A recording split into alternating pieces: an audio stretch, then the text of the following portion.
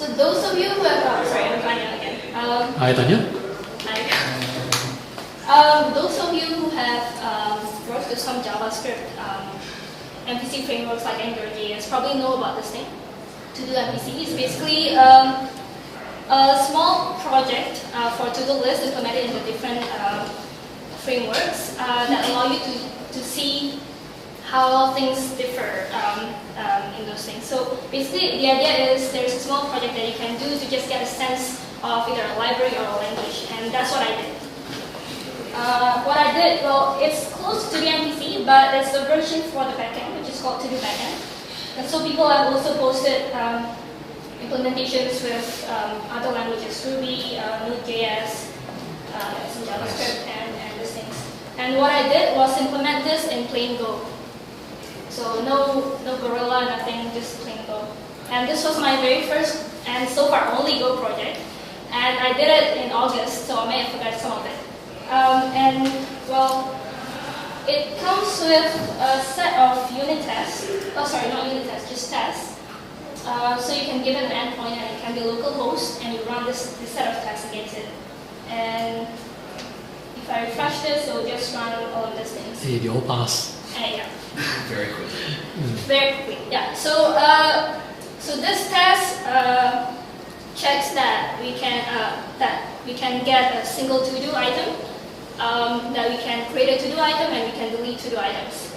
And the very first challenge in implementing this was actually CORS, or cross-organic resource sharing. Basically, so if you've implemented, if you've used HTML/HTTP requests to connect to endpoints in another domain or another port, you will see that it fails because of same origin policy. So CORS is a way to get around it, and it's basically just a set of headers that you have to put in your response stack. So this is my main function, and the first thing that gets the request is the CORS handler, which just sets a couple of headers for CORS, and also it will just return 200 OK for all the pre-flight options requests that the browser sends. So some browsers send a pre-flight options request for every single actual request, every single get or put that you do. And so I'm just responding to the 200 then. And then after that it will go to the to-do server, which is over here. I have a very primitive router with if analysis. What else? Yeah, very primitive. Case. About as primitive, but sure, yeah. So all posts will just go to the post handler, all the links will just go to the delete handler, and so on. But I have two handlers for get. One is get on the root to get all to-do items, and another is get for a single item, and packages for updates. So going to each of this. This just generates a new ID. So this is for creating a new to-do. So I'm generating an ID. This is not really needed, but anyway. So I'm creating a new to-do item. This is a factory method, which creates, of course, a to-do item, which I'll cover soon. And then I'm just marshalling the JSON, which I get, and then putting the contents in the to-do item, and adding it to the to-dos list. And then I'm printing it back in the response. And the patch handler for updates, it takes the ID, and then it gets the to-do, and then reads the updates from the request body and puts it back to the to-do item and updates it in the to-do list. So pretty simple stuff. Delete, there's no delete single item, so it's just a simple delete all. Nice. I finished everything. And get root gets all of the to-dos, and in this case, this thing, as I'll cover later, returns the JSON representation of the to-dos as a list, as an array. And this is get single, so again, just getting the ID, and then getting the to-do item for that, and giving back the JSON representation of this. So the domain classes, domain structs, there are only two of them. the to-do item, which has a title, order, and things like this. And the next one is the to-dos, which is a map of to-do items.